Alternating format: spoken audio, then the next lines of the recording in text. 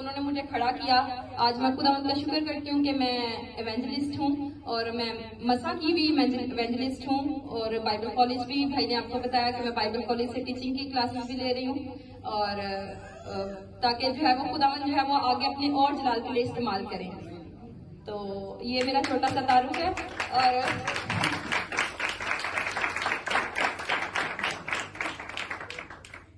तो एक दफा किसी ने कहा कि जी आप अगर गवाही ना दें तो गुनाह होता है। तो मैं बड़ी परेशान कि मैंने कहा खुदावंद जी मेरी जिंदगी में कितनी गवाही हैं तो मैं तो गवाही नहीं देती। तो खुदावंद ने मुझे आवाज कहा कि तूने स्टेज पे हर दिन गवाही देनी है। Hallelujah, praise the Lord. इसी तरह से हम आप सबके लिए भी एक मोटिवेशन भी है कि आप सब अपना रिश्ता खुदावंद के साथ मजबूत करें। हम सब पाकला में लिखा गया है कि तुम काहिन हो, हम सब जो है वो काहिन है। ये मत सोचे कि हम सिर्फ बिलीवर्स हैं। आप अपने आप को सरेंडर करें खुदावंद के लिए और खुदावंद आपको जरूर चुनेंगे, जरूर अपने नाम के लिए इस्तेमाल करेंगे। हालेलुया।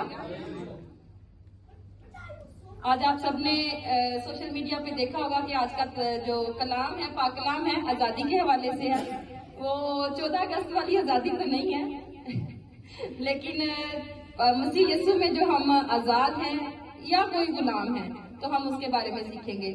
खुदा उनके जिंदा पाक कलाम में से निकालेंगे गलतियों की किताब, मुकद्दस पौलुस रसूल का खत गलतियों की कलीसिया के नाम 5 बाब पहली आयत। जो भी पहले खोले वो खुदावंद के लिए खुदावंद के जिंदा पाक कलाम में से तिलावत करें।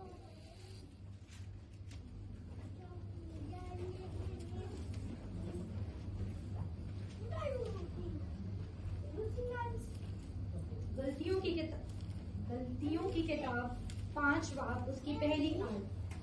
मसीह ने हमें आजाद रहने के लिए आजाद किया है, बस कायम रहो और दोबारा गुलामी के जुए में ना जुटो। Hallelujah, praise the Lord. क्या लिखा गया है?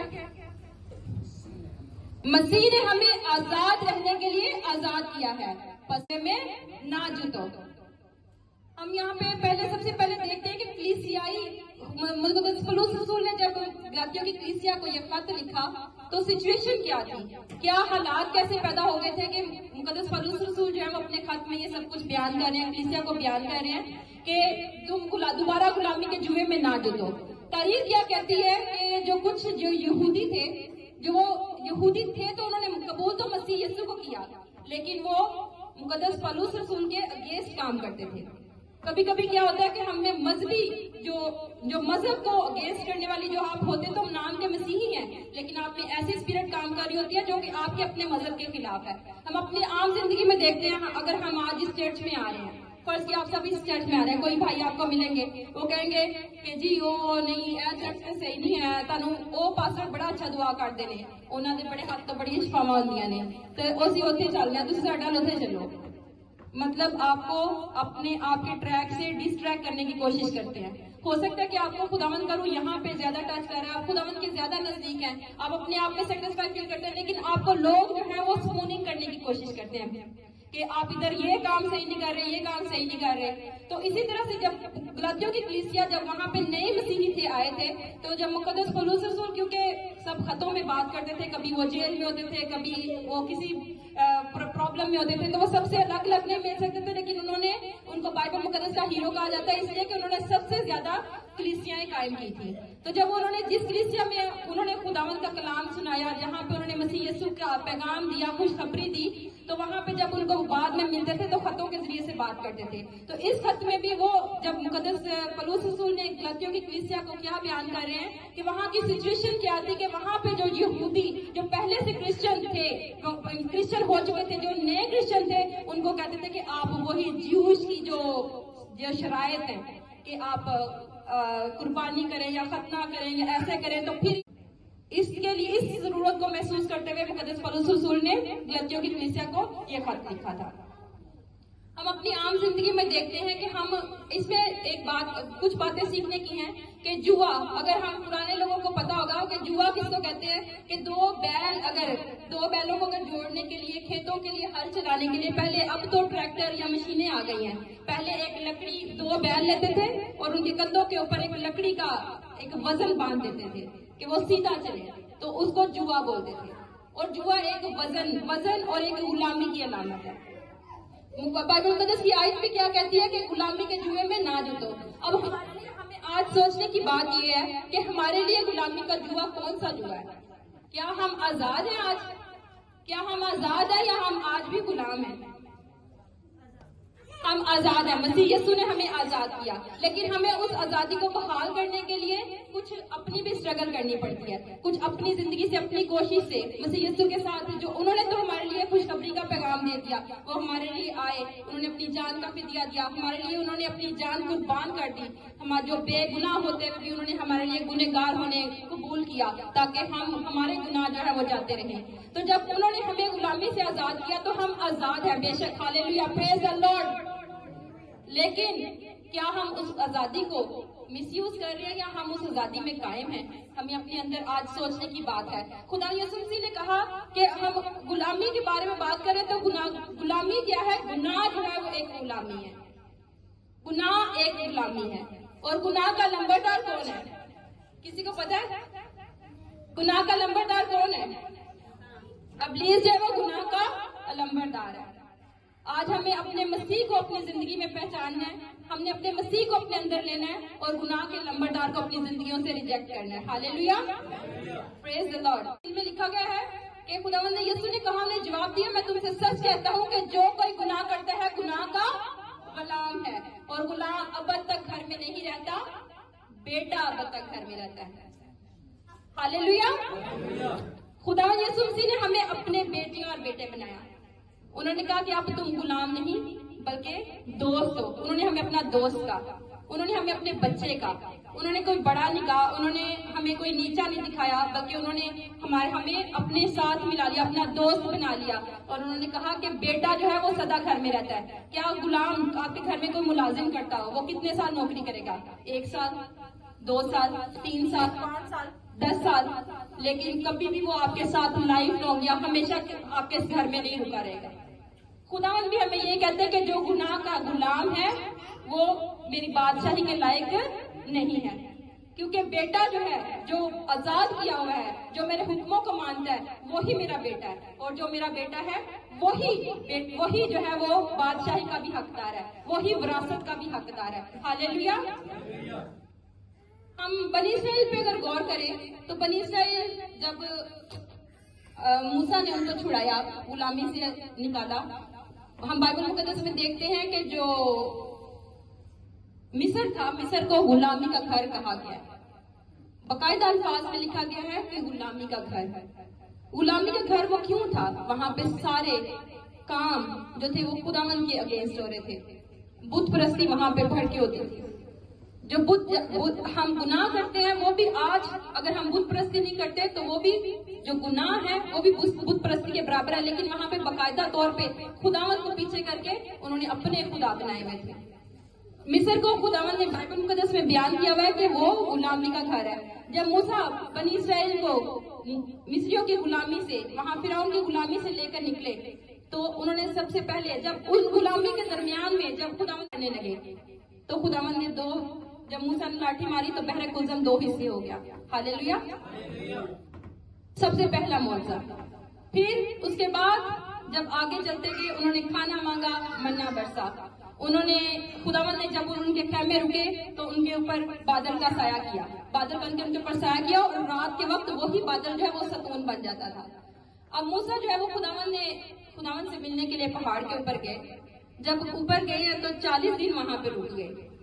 तो पीछे से मिस्रियों ने क्या किया, जो बनी इस्राइल थे उन्होंने मिस्र की गुलामी से जब छूट के आए थे तो उन्होंने क्या किया, हारून से कह के अपने लिए एक बछड़ा बना लिया, अपने लिए एक बछड़ा बना लिया। इतने मौजज़ात को जिंदा खुदा की को देखते हुए भी बहरे कुलजम को 2 हिस्से कर दिया गया। उन्होंने फिरौन की फौज को पूरी को उसी बहरे कुलजम में गर्क कर दिया। उनके लिए आसमान से खाना आया, उनके लिए बादल बनकर खुदावंद ने साया किया, आग का सतून बनकर उनकी रहनुमाई की। इतने मौजज़ात के बावजूद भी, क्योंकि वो गुलामी के घर से आए थे, उन्होंने वो गुलामी जो थी वो उन बनी इस्राइल के अंदर अभी तक मौजूद थी, और उन्होंने उस गुलामी गुलामी को तरक ना किया, बल्कि खुदावन की राह को, खुदावन को भूलते हुए, खुदावन के मुआवजात को अपनी जिंदगी से भूलते हुए, जैसे ही मूसा अलग हुआ, उन्होंने अपने लिए एक बछड़ा बना लिया, क्योंकि वो पूरी तरह से आजाद नहीं थी। और कुछ ही उस वक्त फिर उसके बाद बाइबल मुकद्दस में क्या लिखा गया है कि जब मूसा वापस आया तो उसने वो जो लोहे थी, खुदावन ने जो हुक्म दिए थे, लिख के दिए थे, वो भी तोड़ दी और गुस्सा किया, और कितने ही लोग जो है वो मारे भी गए। गिनती वहां नहीं लिखी गई, लेकिन कितना बहुत लिखा हुआ कि लोग जो है वो मारे गए, कि इतना गुस्सा खुदा का कहर आया। और लेकिन फिर भी खुदावन ने कहा कि मैं इनको मार देता हूँ, मैं सारे जितने बनी इस्राएल के आए मैं इनको गरक कर देता हूँ, मार देता हूँ। मूसा ने फिर मिन्नत की, नहीं खुदावन, बनी जो मिस्री हैं वो ये सोचेंगे कि खुदावन ने इनको वहां से बनी इस्राएल को यहाँ बियाबान में मारने के लिए लेके आए, तो फिर खुदावन ने उनके ऊपर रहम किया और फिर उन्हें छोड़ दिया। लेकिन फिर भी उसमें से काफी सारे जो थे वो मारे गए। क्यों? वजह क्या थी? कि वो गुलामी में थे, उन्होंने गुलामों वाला काम किया, उन्होंने बेटों वाला काम नहीं किया, बल्कि गुलामी का काम किया, फिर से अपने लिए बुत बनाया। हालेलुया। हम नए अहदनामे में से देखते हैं, ये हमने पुराने अहदनामे से सबने बहुत दफा सुना होगा, लेकिन मैं आपको उस पॉइंट पे लेके आऊंगी कि हमने बनी इस्राएल की गुलामी और हम आज कैसे आजाद होते हैं। हम मसीह यीशु ने हमें आजाद किया। खुदावन कहते हैं, बाइबल मुकद्दस में लिखा है, यूहन्ना 3 उसकी 8 आयत में लिखा है, जो शख्स गुनाह करता है वो अबलीस से है, क्योंकि अबलीस शुरू ही से गुनाह करता है। खुदा का बेटा इसलिए जाहिर हुआ था कि अबलीस के कामों को मिटाए। हालेलुया। खुदा का बेटा इसलिए जाहिर हुआ था कि अबलीस के कामों को मिटाए। हम बाइबल मुकद्दस में से पढ़ेंगे कुलसियों 3:5-11 आयत। आज हम अपनी जिंदगी पे गौर करेंगे कि हमारी जिंदगी में जो छोटे गुनाह या गलतियां ये हैं, हम उनको कैसे जो है वो दूर कर सकते हैं, ताकि हम मसीह से दूर ना हो, ताकि हम गुलामी में ना जाए।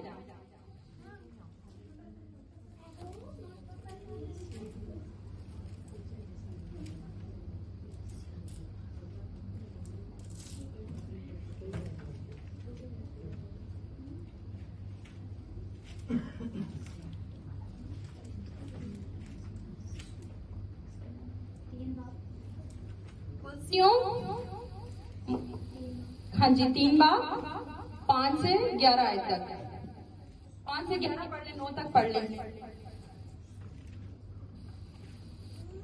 कुलसियों की किताब उसका 3रा बाब उसकी 5 से 11 आयतें। बस अपने उन आज़ा को मुर्दा करो जो जमीन पर है, यानी हरामकारी और नापाकी और शहूद और बुरी ख्वाहिश और लालच को, जो बुत परस्ती के बराबर है, कि उन्हीं के सबब से खुदा का गज़ब नाफरमानी के फर्जंदों पर नाज़िल होता है। और तुम भी जिस वक्त इन बातों में जिंदगी गुजारते थे, उस वक्त उन्हीं पर चलते थे, लेकिन अब तुम भी उन सब को, यानी गुस्सा और कहर और बदखुआई और बदगोई और मुंह से गाली बकना छोड़ दो। एक दूसरे से झूठ ना बोलो, क्योंकि तुमने पुरानी इंसानियत को उसके कामों समेत उतार डाला। आमीन।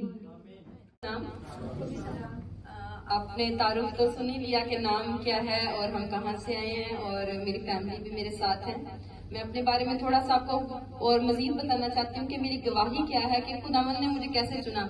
हमारे मसीही घरानों में अक्सर ऐसा होता है कि माँ बाप दुआ करते होते हैं बच्चों को, खुदावंद का पता है, मसीह यीशु का पता है। मसीह का पता तो होता है, लेकिन खुदावंद को जानते नहीं होते, सिर्फ नाम से वाकिफ है। हम मसीही घराने से हैं, मसीह यीशु हमारे नजात दहिंदा हैं, वो हमारे लिए दुनिया में आए, लेकिन हम उस जो दुनिया में आए, जो हमारे लिए उन्होंने स्लीब उठाई, मारे गए, गाड़े गए और फिर तीसरे दिन मुर्दों में से जी उठे, उस चीज को अपने अंदर रिसीव नहीं किया था।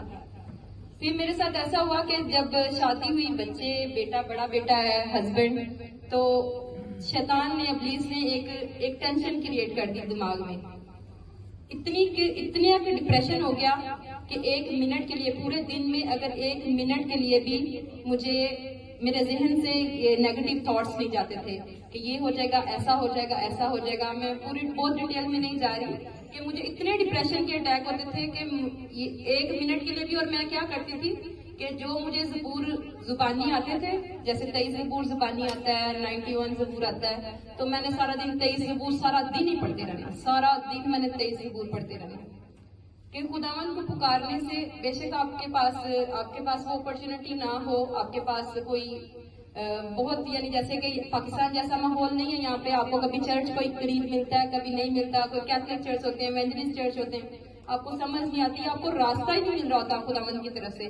तो फिर जब आप खुद दुआ में मजबूत होते हैं, आप खुदावन के साथ अपना रिश्ता मजबूत करते हैं, तो खुदावन आपके लिए कोई ना कोई रास्ता खोल देते हैं। Hallelujah, praise the Lord. तो खुदावन ने मुझे उस डिप्रेशन से छुड़ा के मुझे इतने डीप अपने साथ मेरे खुदावन में इतना कनेक्शन, क्योंकि पाकलाम में लिखा गया है कि तूने मुझे नहीं, मैंने